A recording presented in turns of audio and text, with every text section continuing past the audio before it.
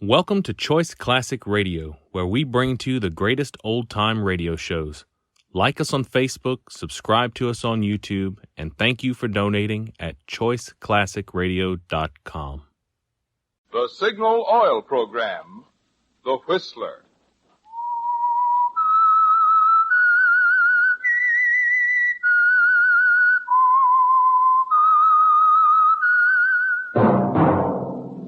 That whistle is your signal for the Signal Oil Program, The Whistler.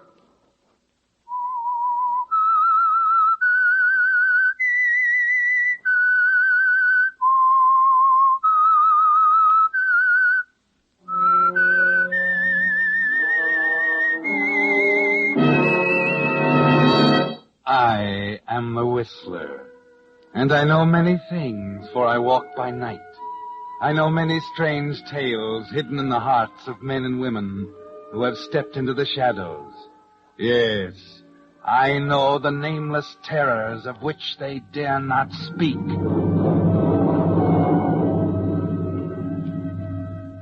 Yes, friends, it's time for The Whistler, rated by independent research the most popular West Coast radio program.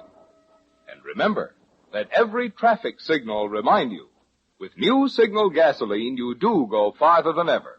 Look for the familiar big yellow and black circle sign that identifies those popular Signal service stations in 7 western states from Canada to Mexico. And now, the Whistler's strange story, Boomerang.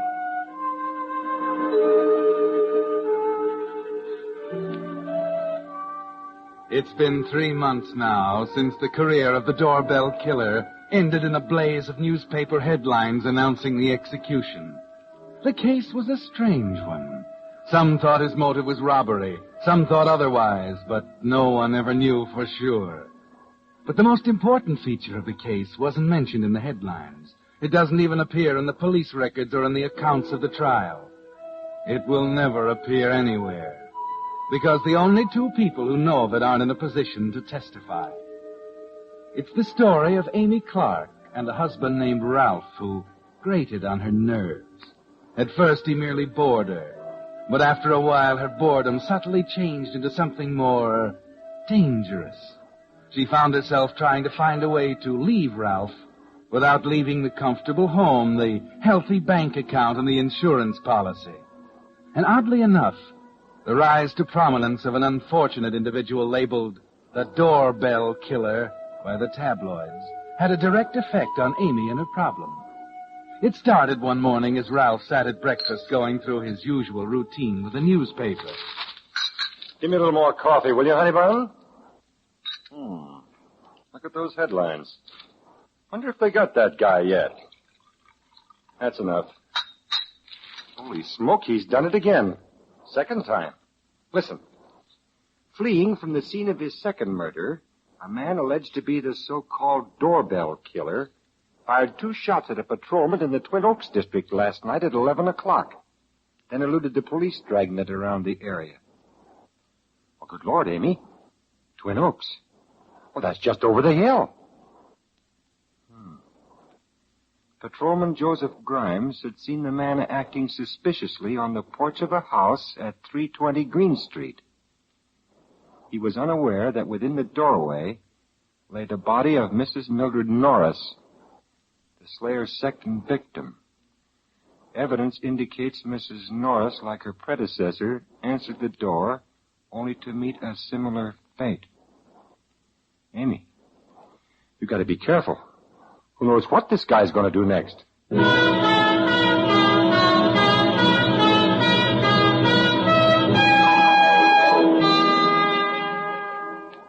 So you tell him you'll be careful, Amy, and he gives you the usual dutiful peck on the cheek, turns in the hallway at the exact spot he always turns, and you wait for it.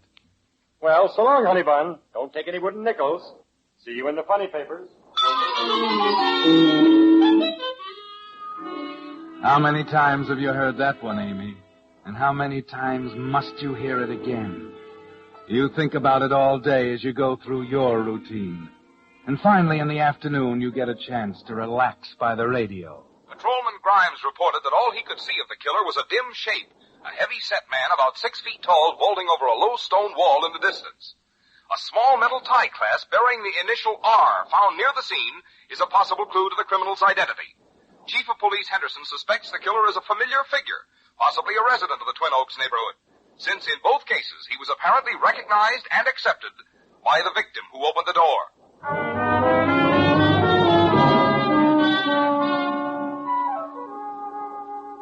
It's more than just an unpleasant news item with Twin Oaks just over the hill, isn't it, Amy? That night, Ralph comes home a little early before dark, and you notice he's carrying his .38 pistol. There's an unhealthy suspicion through the neighborhood, a feeling that perhaps your next-door neighbor might be the guilty man. Ralph is tense and worried through dinner, and afterwards, during the usual routine with the evening paper, he skips his customary comments on the stock market. Well, according to this, they couldn't find the bullet. But from the size of the nick in the patrolman's leg, they figure it was a .38. I don't care what you say, Amy. I'm still going to pack this little pistol of mine. And if that bird ever shows up around here, I'll have the welcome all ready for... Stay where you are, Amy. I'll go to the door. I'll give this guy the surprise of his life. What do you want? Well, I'm Haley, Evening Bulletin. Working with Chief of Police Henderson on the doorbell case. Just checking the neighborhood. Oh, well, it's good to know the police are on the job. You seem to be on the job, too. Hmm? That .38. Yeah. Well, I'm not taking chances. Yes, I understand. Got a permit, I suppose? Sure. What's your name? Ralph Clark. Oh, Clark. How long have you been in this neighborhood? 3 years. What? Yeah, Amy. She's back in the kitchen. Okay. Look, have you seen anyone acting suspicious around here last night or tonight? No. Where were you at 9 o'clock last night? Now, wait a minute, Mr. Haley. Did you say you were a reporter or a police investigator? I told you I'm working with Henderson. Isn't that good enough? No. You better run along, Haley. I've answered enough questions. If the chief of police has any more in mind, tell him to send one of his men in uniform. Any particular reason, Mr. Clark? Yeah. One reason, and a good one. I have no intention of standing at the front door telling my life history to any reporter who happens to come along. Okay, Mr. Clark. Keep your door locked and be careful when you open it. That's all.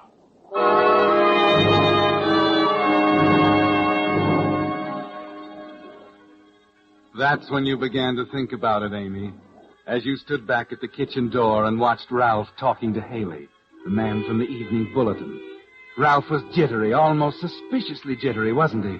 Standing there answering questions, the gun in his hand. And later that evening, when the doorbell rings again... Stay here. I'll go.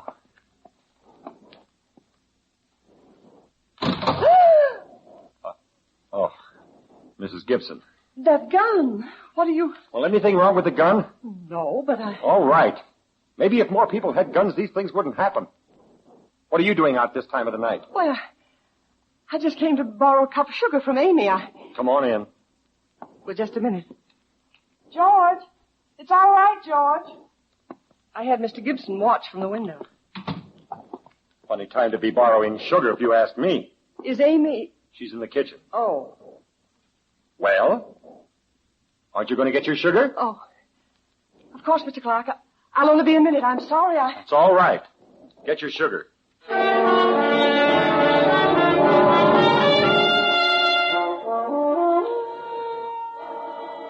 It struck you again as he stood talking to Mrs. Gibson, didn't it, Amy? Nervous, jumpy, rude to her. Of course, it's fantastic. You admit that. But it's something to think about anyway. And perhaps a remark or two to Mrs. Gibson the next day as both of you go outside to hang up the washing. Just a suggestion, a remark that slips out accidentally. Mrs. Gibson, after all, is always interested in her neighbors. She might see fit to pass it on. Here's your mail, Mrs. Gibson. A couple of magazines, too. Thank you, Postman. Sorry I jumped when you rang the doorbell. Oh, I'm getting it from everyone these days. I swear my husband George is going to break down if this business keeps up much longer. That awful man's still at large. Oh, hello, Mr. Clark. How are you, Mrs. Gibson? Very well, thank you. Say, I wanted to apologize for the way I acted last night. I was sort of on edge and I see. worried about Amy and all. And you know how it is with this doorbell man running around the neighborhood. Well, I better be getting home to Amy. See you later. Home early, ain't he? Yes. Yesterday, too. Pretty jumpy. Do you think so? You seem to be. You know, I think the worst part of the whole affair is what the paper said about the man being a resident around here. About him being recognized by the victims just before Yeah. Can't trust anybody. You're right at that. For example, that tie clip with the R on it. Huh? Might even be him. R for Ralph. Oh, well, now, I don't know. Could be, couldn't it? 6 feet tall, heavy set. Lots of people are 6 feet tall and heavy set. And carry guns? Same kind of gun the killer carries? Huh? He has one. He was carrying it right now. I could see the bulge in his pocket. Oh, now, Mrs. Gibson, it might have been something else. It's a gun. Amy told me this morning. You don't say. A 38? Yes. Says he's carrying it on account of the knifer. You won't mention this to anyone. Oh, no, you can trust me. Amy said he began acting queer just before the first one happened. Yeah? Says that lately it's gotten so he scares her. Told me so just this morning.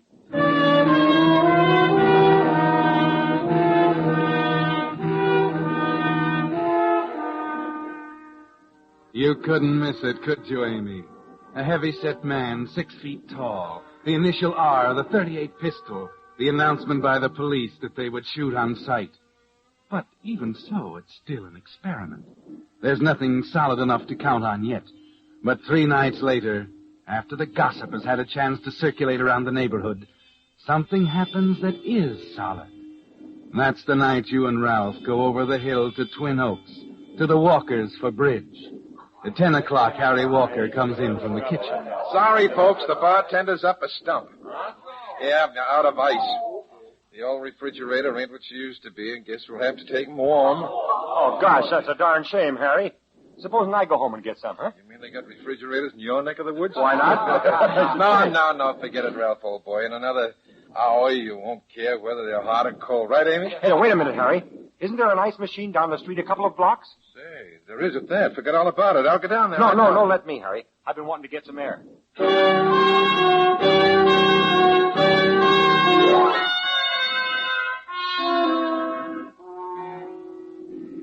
So Ralph leaves for the ice machine. And because it's warm in the house, you walk out on the porch and stand in the shadows. Yes, it's still an experiment. You'd noticed a kind of forced cordiality toward Ralph at the party, a subtle undercurrent that would never penetrate that thick skin of his. Nothing subtle ever did. Then, as you stand there thinking, you notice a man walk up the stairs to the porch of a house a few doors up the street. There's a pause. The door opens. There's a sudden movement, the flash of a knife.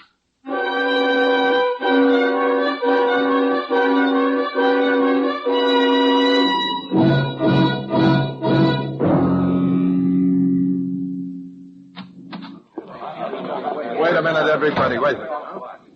You may as well sit down. Did you see it, Harry? I was just over there. Yeah, but did you... Yes, I saw her. She's right where he left her. The police are in there now. Why don't they get him? I can't stand it any longer. They're doing all they can. May I come in? Well, it looks like a party. Who's the host? I am. Oh, I'm Haley, Evening Bulletin. What's your name? Harry Walker. Well, is it a party? Yeah, I had a few in for bridge. Well, friend, I'd send them home if I were you and tell them to stay there the rest of the night. Lock their doors. They all here? Yeah, I think so. Hello, Harry, old boy. Well, here's your ice, man. 25 pounds. The darn machine's haywire. Slammed the ice on my finger. I got a little blood on it. Hey. What's the matter with everybody?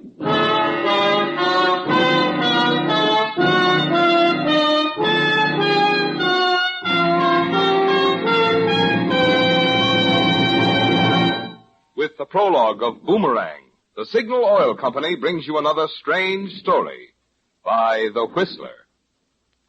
But first, I want to thank all you friends who helped make January the biggest month in all of Signal's 14 years of growth. Bigger even than pre-war midsummer months when travel sent gasoline sales soaring. Yes, the recent swing to Signal has been terrific. And I think I can tell you 2 reasons why. The first is that great new Signal gasoline, in which chemists actually rearrange the atoms in gasoline molecules to create amazing new power. Power that makes today's vintage model cars feel young again, with quicker starting, faster pickup, and smooth anti-knock performance. Even when you're taking the steepest hills and high. Power that gets so much extra efficiency from your motor, you actually go farther than ever with each gallon of new Signal gasoline. Well, that'd be reason enough, wouldn't you say, for today's swing to Signal?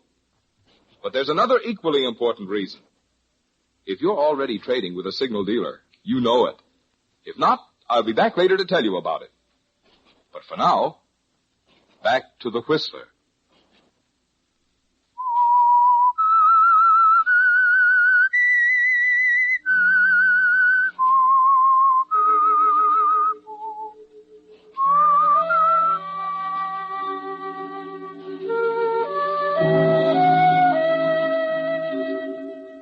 Well, Amy, that did the trick, didn't it? Changed it from a vague idea in the back of your head, from an experiment in creating suspicion, to a solid plan to end your marriage in such a way that you'll manage to hold on to Ralph's house, his bank account, and the insurance policy.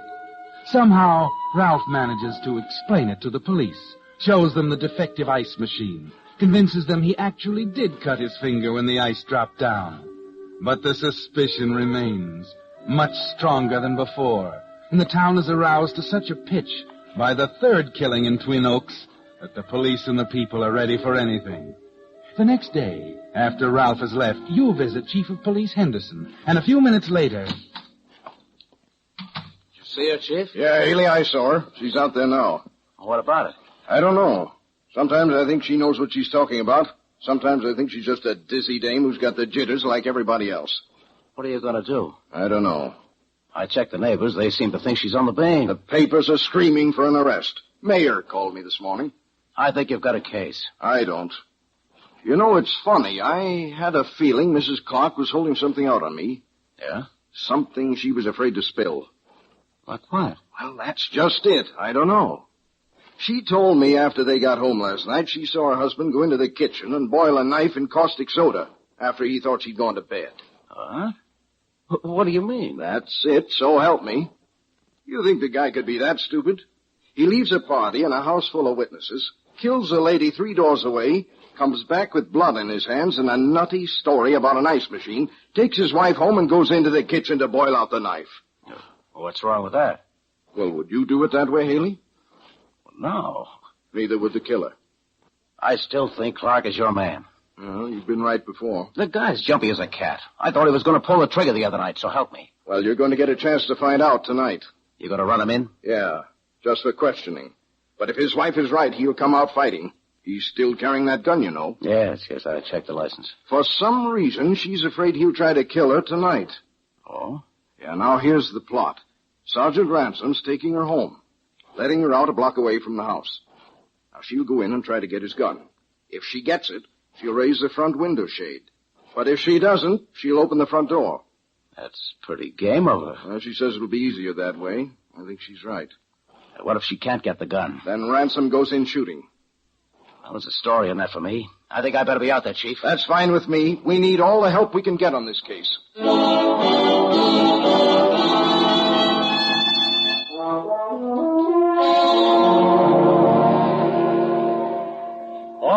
All right, Amy. I'll sharpen the carving knife. Anything to get dinner on the table. I'm just saying there's no excuse for you staying at a hen party till after dark. Especially now. Check that front door, Amy. Be sure it's locked and then come back here. I don't want you fooling around the front end of the house. Darn fool women. No wonder they get drunk. What's that? Amy? Amy, are you all right? Amy, I'm coming. I'm coming. What did I do with that gun? The drawer. Here it is. I'm coming, Amy. Okay, brother, Oh! Well, you were right, Mrs. Clark. Did I get him, Haley? You sure did, Sergeant. I'd better call the coroner.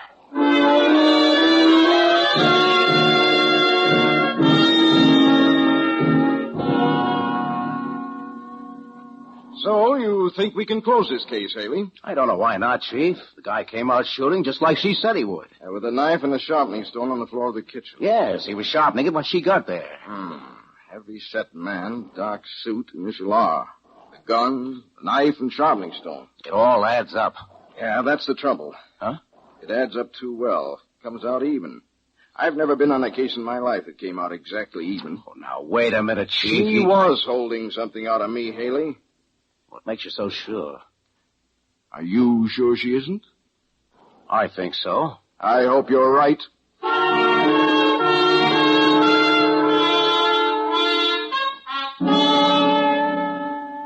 This is your evening reporter, ladies and gentlemen, with another last-minute news roundup. According to the latest statement from the Office of Chief of Police Henderson, the case of the doorbell killer is not quite ready for the closed file. According to Henderson, the case against the late Ralph Clark was entirely circumstantial, and had the man gone to trial, the state case against him would have been very rickety. The fact that there is no living witness to any of the killings is the biggest point in favor of Clark. Henderson's statement naturally raised a furor amongst the city hall boys.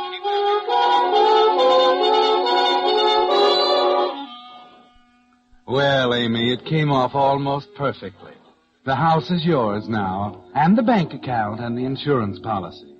You're proud of yourself, aren't you? You chuckle at Mrs. Gibson's sympathetic understanding, and chuckle harder at Mrs. Gray down the street, who snubs you as the wife of a murderer. It won't make any difference in a week or two, will it, Amy?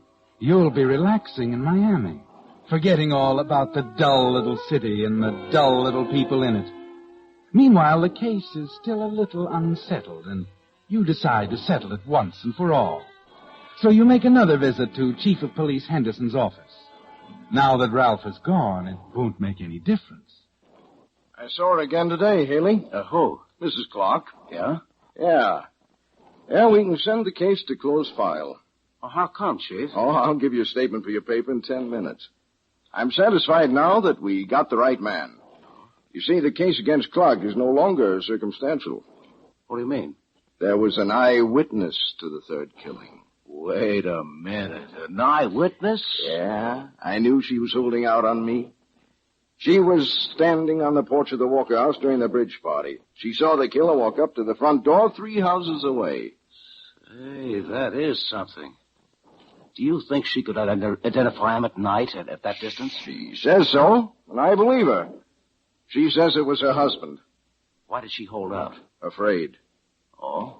Satisfied? I don't know. Maybe.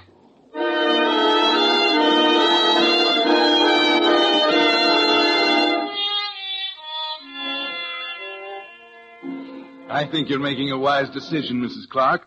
The real estate market is tops right now, and $15,000 cash is a good price for your house. We'll follow your instructions and have the draft sent to the Florida State Bank. Hello? Hello, Mrs. Clark? Yes, we've done just as you requested.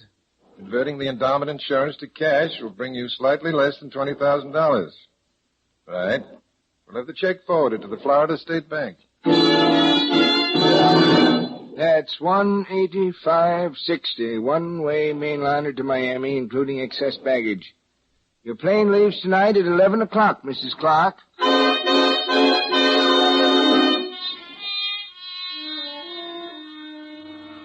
So you're all ready to go, aren't you, Amy? Your bags are packed in the living room. The house is sold. The airline tickets are in your purse. And there's over $35,000 in cash waiting for you in the Florida State Bank. It was a neat job, wasn't it? There wasn't a hole in it, not a loose end. You're waiting now for the taxi that will take you to the airport. And then promptly, at 10:30...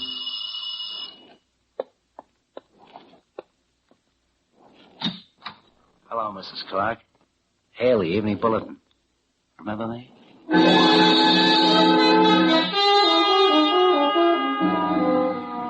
There was a loose end, wasn't there, Amy? and a million questions hit you at once as Haley comes in and closes the door, smiling confidently. Haley, ace crime reporter, the man who cracked the Jenkins case almost single-handed. And he knows. You can tell it by the look on his face. You made a mistake, Mrs. Clark, a big mistake. You never should have said you were on that porch watching the guy that night at Walker's. That was a dumb trick, Mrs. Clark. You should have been sitting pretty if you hadn't opened your mouth once too often. Just try to wrangle out of this one.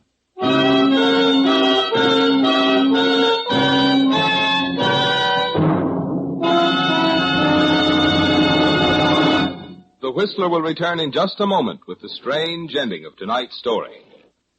Meantime, here's that second reason for today's amazing swing to signal.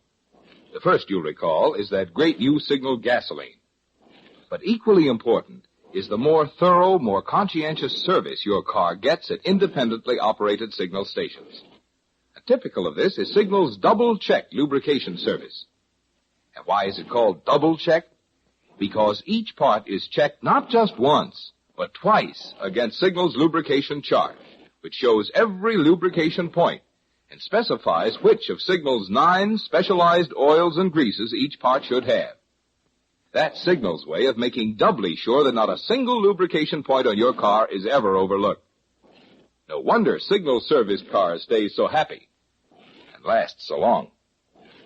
Now, wouldn't you say these are two mighty good reasons for today's swing to Signal? More conscientious Signal service geared to keep today's aging cars in the running. And that great new Signal gasoline that helps you enjoy peak performance from your car while you go farther than ever per gallon. And now, back to the Whistler.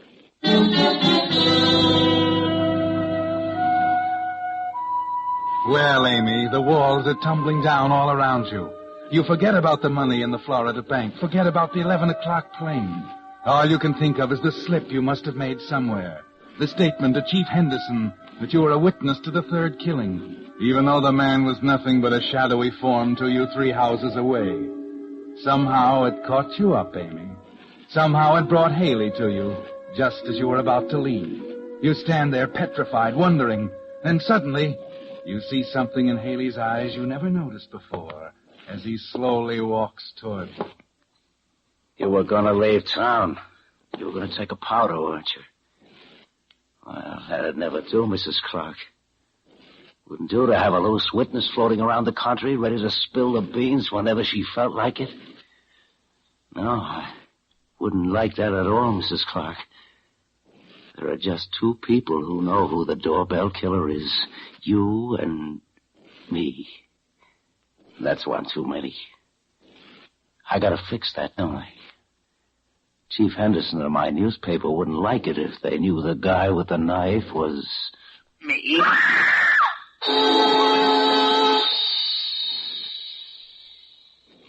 Yes, it's been 3 months now since Richard Haley, the doorbell killer, was executed for the murder of Amy Clark. But the most important feature of the case wasn't even mentioned in the headlines. It's the story of a vicious, conniving woman and a husband named Ralph who grated on her nerves.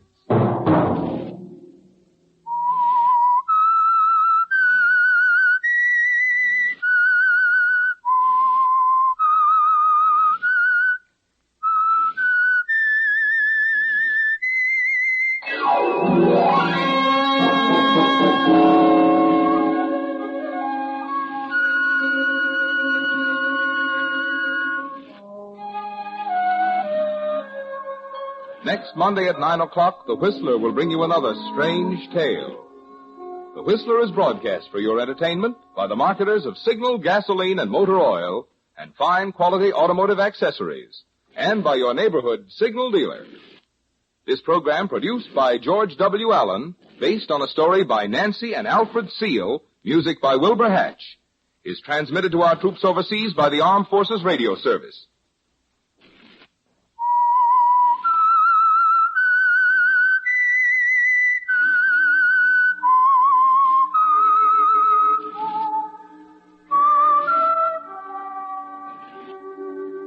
That whistle is your signal for the Signal Oil program, The The Whistler.